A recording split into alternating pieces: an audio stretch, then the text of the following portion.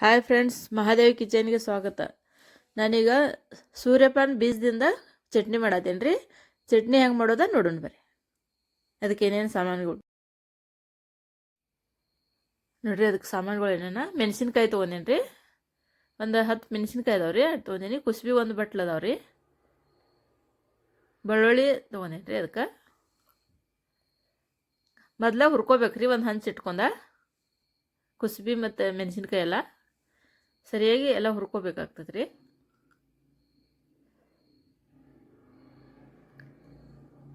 ಸ್ವಲ್ಪ ಕರಿಬೇವು ಹಾಕೋಬೇಕ್ರಿ ಅದ್ರಾಗ ಹುರಿಯುವಾಗ.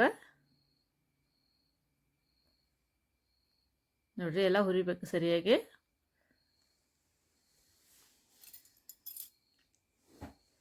ನೋಡ್ರಿ, ಹಿಡಿದ್ರೆ ಹಿಂಗೆ ಒಡಿಬೇಕ್ರಿ ಅವ.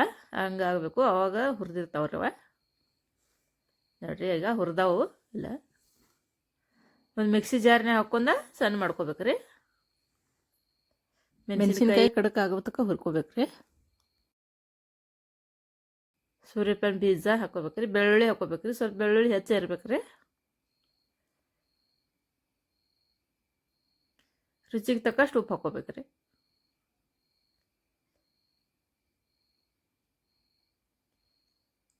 ಸಣ್ಣ ಮಾಡ್ಕೋಬೇಕ್ರಿ. ಈಗ ನೋಡ್ರಿ, ಇಟ್ಟು ಸಣ್ಣಾಗಿ ಆಗ್ಬೇಕ್ರಿ. ಅದ ಸಣ್ಣಾಗೈತ್ರಿ. ಈಗ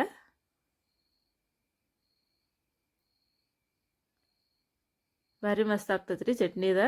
ಎಲ್ಲರಿಗೆ ತಿನ್ನಾಕ ಮೊಸರು ಜೊತೆ ತುಪ್ಪ ಜೊತೆ ಎಲ್ಲದಕ್ಕೂ ನಡಿತೈತ್ರಿ.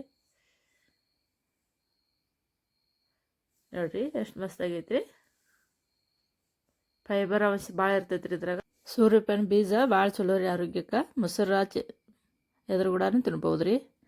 ತುಪ್ಪ ಮೊಸರು ಕೂಡ ಎಲ್ಲ ತಿನ್ನೋಕೆ ಮಸ್ತ್ ಆಗ್ತೈತ್ರಿ.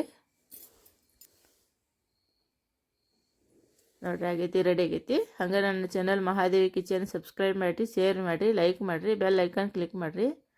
ಧನ್ಯವಾದಗಳು. ಮತ್ತೊಂದು ರೆಸಿಪಿಯೊಂದಿಗೆ ಸಿಗ್ತೇನೆ ರೀ. ನನ್ನ ವಿಡಿಯೋಗಳು ಯಾರ್ಯಾರು ನೋಡತ್ತೀರಿ ನಿಮಗೆಲ್ಲ ಧನ್ಯವಾದಗಳು.